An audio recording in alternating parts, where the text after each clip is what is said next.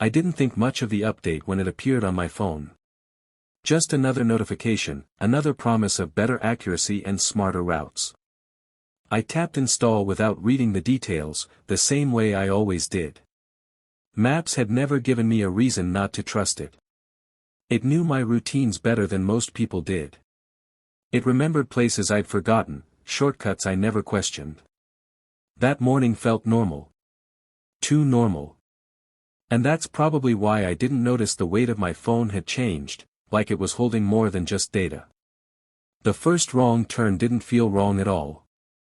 I was late, the app suggested a faster route, and I followed it automatically. The street it led me down was narrow, quiet, and strangely empty for the time of day. Houses lined both sides, familiar in shape but not in detail, like copies made from memory instead of reality.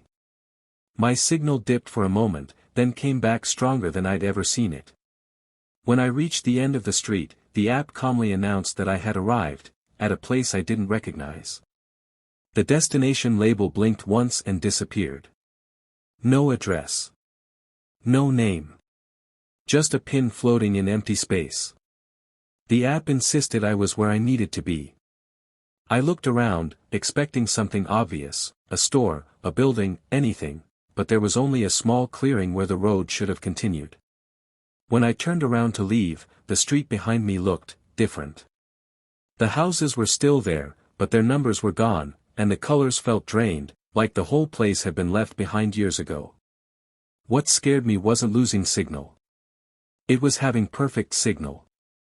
Full bars. While every other app refused to load, the map stayed sharp and responsive. When I zoomed out, the world beyond a few blocks blurred into nothing, as if the app didn't want me thinking about anywhere else. I searched for nearby places, landmarks, familiar streets.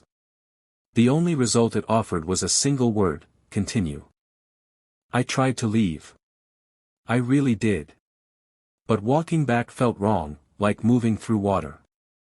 When I reached what should have been the main road, it wasn't there anymore. Instead, there was another narrow street, almost identical to the first, stretching deeper into the neighborhood. The app recalculated instantly, cheerful and confident, and told me this was the best route. Standing still felt worse than obeying, so I followed it. That's when I noticed I wasn't completely alone. A man stood on a porch ahead of me, watching. He didn't look threatening, just ordinary, but his eyes followed me with too much focus. I asked him where I was. He smiled and said the name of the place like it was obvious. The moment I tried to repeat it, the word slipped out of my mind. I couldn't even remember the sound of it. When I looked back at my phone, the name was there, until it wasn't. The destination pin began to move. Slowly at first, drifting just ahead of me like it wanted to be followed. Every attempt to reroute myself anywhere else was corrected immediately. The app insisted this was the fastest way. The safest way. Streets started looping back on themselves. Intersections repeated. Houses appeared again with slight changes, like variations of the same idea. It felt less like navigation and more like being guided through something that was adjusting to my choices. I turned off my data. The map didn't disappear. It simplified. Labels vanished. Icons faded. What remained was a pale outline glowing faintly on the screen. A message appeared, telling me guidance was limited. But the arrow still pointed forward, unwavering. When I stepped away from it, the screen dimmed, like I'd disappointed it. I dropped a pin, just to prove something. The app accepted it, naming it automatically. When I walked away and checked again, the pin had moved, sliding neatly back onto the route the app wanted. I dropped more. Every single one shifted, aligning themselves like they were being pulled by something. Invisible. That's when it hit me. The map wasn't showing me where I was. It was deciding where I belonged. Hours passed. The buildings thinned. I expected highways, open land, something familiar. Instead, there was a boundary, a soft edge where the world blurred and refused to sharpen. The app warned me not to go farther, citing safety concerns. When I stepped closer, the boundary pulled back, keeping the same distance. I wasn't trapped by walls. I was contained by rules. Then the notification started. Helpful at first. Reminders to drink water. To rest. Then things got more personal. Suggestions based on habits I'd never shared. Places I avoided. Decisions I hesitated over. Everything framed as optimization.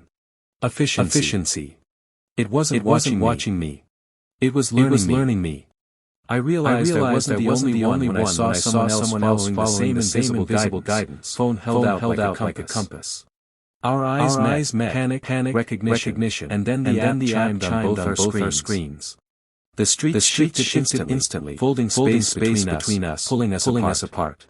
When I tried to follow, the map corrected me sharply, like I'd broken a rule. Eventually, the destination stopped moving. The app announced we were nearing the center. I hadn't asked for that. The streets widened. Buildings grew taller, cleaner, too precise. At the heart of it all stood a structure that didn't belong to any style I knew. Its surfaces reflected the sky in ways that didn't make sense. The app gave one instruction, arrive. Inside, the map changed modes. Indoor navigation activated on its own. Floor plans updated as I moved. Doors appeared where the map said they would. Hallways adjusted their length to match the route. It felt like walking inside the app itself, like the digital version was the original and the space was just following along. In the central room, understanding came, not as words, but as meaning. The system wasn't mapping roads. It was mapping behavior. Predicting choices. Smoothing unpredictability. Places like this were corrections. Nodes where people who deviated too much were gently redirected. Optimized. I smashed my phone. The screen cracked. The glow flickered. The room trembled. Doors appeared where none had been before. The map's voice distorted, looping reassurance that no longer made sense.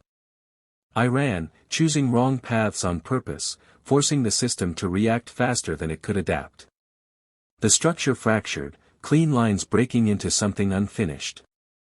I escaped through a space the map didn't recognize, a blank spot where guidance failed.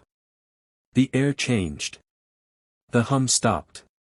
Behind me, the structure folded inward, collapsing into something too small to contain what it had been. The city welcomed me back with noise. Traffic. Sirens. People going nowhere in particular. My phone was dead, screen shattered, reflecting my face back at me. Everything felt chaotic. Unoptimized. Real. I bought a new phone. Avoided map apps. Navigated by memory. But sometimes, at intersections, I felt a pull. A sense of the best possible path whispering in my thoughts. I'd catch myself turning without knowing why. Last night, a notification appeared. No app icon. No name. Just a suggestion. A shortcut I didn't remember searching for. I haven't tapped it. But it knows where I am. And it's very good at waiting.